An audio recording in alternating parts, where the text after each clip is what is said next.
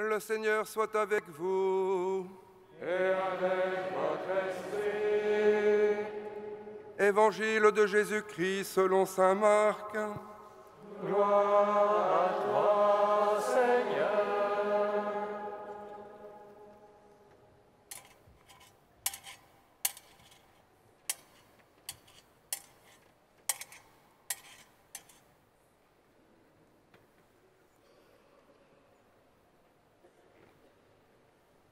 En ce temps-là, Jean, l'un des 12, disait à Jésus, « Maître, nous avons vu quelqu'un expulser les démons en ton nom. Nous l'en avons empêché, car il n'est pas de ceux qui nous suivent. » Jésus répondit, « Ne l'en empêchez pas, car celui qui fait un miracle en mon nom ne peut pas, aussitôt après, mal parler de moi. Celui qui n'est pas contre nous est pour nous. Et celui qui vous donnera un verre d'eau au nom de votre appartenance au Christ, amen, je vous le dis, il ne restera pas sans récompense. Celui qui est un scandale, une occasion de chute, pour un seul de ces petits qui croient en moi, mieux vaudrait pour lui qu'on lui attache au cou une de ces meules que tournent les ânes, et qu'on le jette à la mer. Et si ta main est pour toi une occasion de chute, coupe-la. Mieux vaut pour toi entrer manchot dans la vie éternelle que de t'en aller dans la géhenne avec tes deux mains, là où le feu ne s'éteint pas. Si ton pied est pour toi une occasion de chute, coupe-le. Mieux vaut pour toi entrer estropié dans la vie éternelle, que de t'en aller dans la géhenne avec tes deux pieds. Si ton œil est pour toi une occasion de chute, arrache-le. Mieux vaut pour toi entrer borgne dans le royaume de Dieu que de t'en aller dans la géhenne avec tes deux yeux, là où le ver ne meurt pas et où le feu ne s'éteint pas. Acclamons la parole de Dieu. Louange à toi, Seigneur Jésus.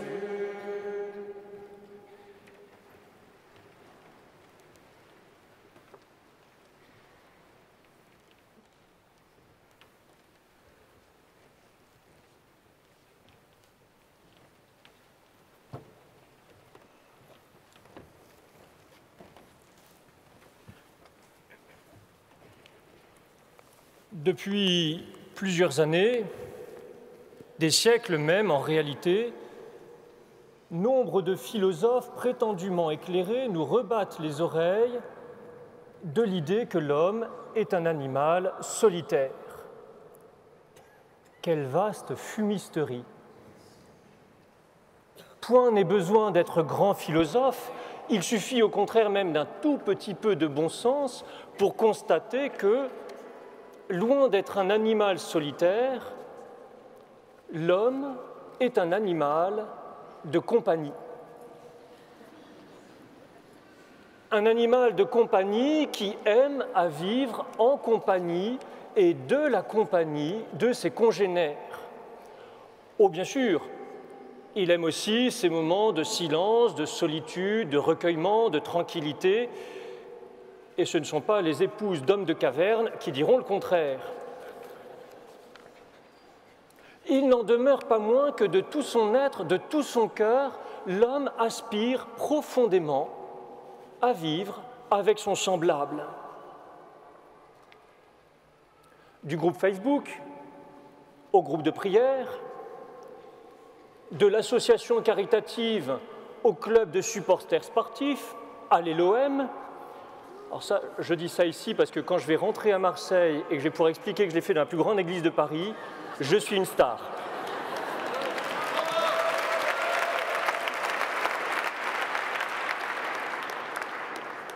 Et avec un peu de bol, j'aurai une place au Vélodrome pour l'année.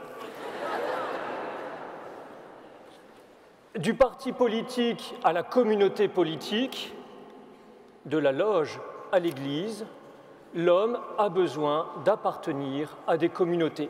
Et c'est là une aspiration tout à fait légitime. qui est enraciné dans la nature même de l'être humain. Et quel que soit le groupe auquel il appartient, les questions liées à cette appartenance sont toujours les mêmes. Quels sont les critères, les codes d'appartenance, de reconnaissance? Il a un pantalon de couleur, des chaussures Converse, un sweat à capuche et se promène dans Paris avec un sac marqué « Congrès Mission ». Quels en sont aussi les droits et les obligations? Quels sont aussi les droits et les obligations du membre du groupe? Il a l'obligation d'aller à la messe le dimanche et le droit d'y donner à la quête. Et ces questions-là aussi sont parfaitement légitimes, parce qu'elles touchent à ce qu'il y a de plus essentiel, de plus constitutif dans le groupe. Et ce sont justement ces questions-là que l'apôtre Saint Jean adresse au Christ dans l'évangile que nous venons d'entendre. Nous avons vu quelqu'un qui chassait les esprits mauvais en ton nom, et nous avons voulu l'en empêcher parce qu'il n'est pas de ceux qui nous suivent. Sous-entendu, avons-nous bien fait? Voilà la question posée, et il était important qu'elle le fût, de savoir quels sont les critères d'appartenance au groupe des disciples, d'appartenance au corps du Christ. Et par suite, quels sont ceux qui ont le droit d'user du nom de Jésus? Et là, deux logiques s'affrontent. D'un côté, nous avons la logique de l'apôtre Saint Jean, pour qui seuls ceux qui suivent le Christ ont droit d'user légitimement de son nom à des fins de miracle. Il faut d'abord être disciple pour pouvoir agir ensuite en disciple. D'un autre côté, la logique du Christ, pour qui, à l'inverse, ce n'est pas d'être disciple qui autorise à user de son nom, mais c'est l'usage de son nom qui fait le disciple. Nul ne peut faire un miracle en mon nom et sitôt après mal parler de moi. Car celui qui utilise ce nom manifeste par là qu'il croit en ce nom, qu'il y reconnaît le nom du Dieu juste et sauveur. Et donc, il se proclame lui-même disciple du Christ. Autrement dit, pour appartenir au groupe de disciples, pour appartenir au corps du Christ, il faut préalablement lui appartenir de cœur. Pour appartenir au corps du Christ, il faut lui appartenir de cœur. Appartenir de cœur au Christ, qu'est-ce à dire?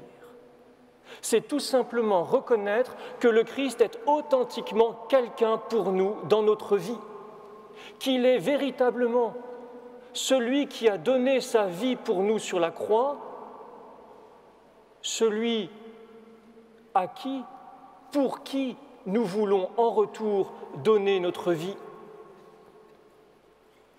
celui que nous aimons par-dessus tout et d'une manière infinie, parce qu'il est infiniment bon et infiniment aimable. Telle est l'unique manière pleine et entière d'appartenir de cœur au Christ et d'être son disciple, celle à laquelle tous nous devons tendre. Et c'est là que le bât blesse, parce que nous constatons bien que souvent, nous ne lui appartenons qu'imparfaitement.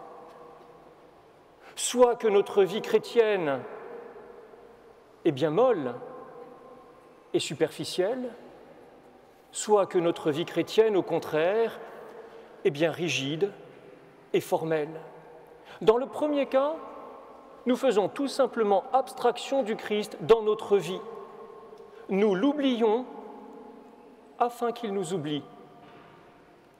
Surtout que le Christ ne vienne pas déranger le petit train-train de notre quotidien. Chacun chez soi, les vaches seront bien gardées. La vache, c'est nous.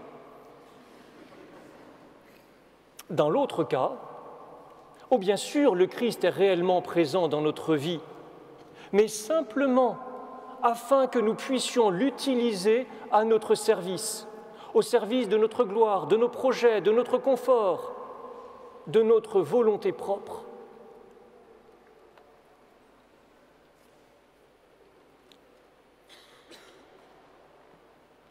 Et tout cela afin de nous donner bonne conscience. La bonne conscience du bon petit gâteau, bien comme il faut. Dans l'un et l'autre cas, le Christ n'est plus quelqu'un dans notre vie. Il n'est que quelque chose, une idée, un concept, un être abstrait, lointain, sans aucune consistance personnelle. Alors certains qui ont eu la patience d'écouter jusqu'à présent, et je les en félicite, se diront « mais y a-t-il un rapport avec le congrès Mission ?» Ben évidemment qu'il y en a un, car de la manière dont nous sommes disciples, de la manière dont nous sommes attachés au Christ et dont nous lui appartenons, découle directement la manière dont nous allons être missionnaires. Si nous lui appartenons, si nous lui sommes attachés véritablement de cœur et par amour, alors tout naturellement ou tout surnaturellement, nous brûlerons du désir de l'annoncer, de proclamer son évangile, avec la douceur de la charité et la fermeté de la vérité, ni dur ni mou, mais doux et ferme, pour la gloire de Dieu et le salut du monde. Si en revanche, nous ne l'aimons que mollement, alors nous ne penserons même pas à l'annoncer.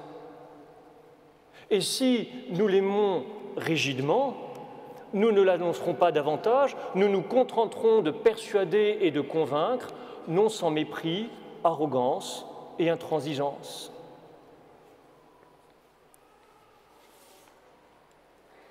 Oui, notre vie missionnaire est à la hauteur de l'authenticité de notre vie de disciple. Si notre zèle missionnaire ne procède pas de l'authenticité, de l'attachement du disciple bien-aimé à son maître bien-aimé, alors mieux vaut avoir l'honnêteté de ne pas même nous prétendre chrétiens, car nous ne le sommes pas. Alors demandons au Seigneur qu'il nous accorde aujourd'hui cette grâce d'un cœur doux et humble qui lui ressemble, afin que notre vie missionnaire ne soit que le témoignage de son amour pour nous et de notre amour pour lui. Amen.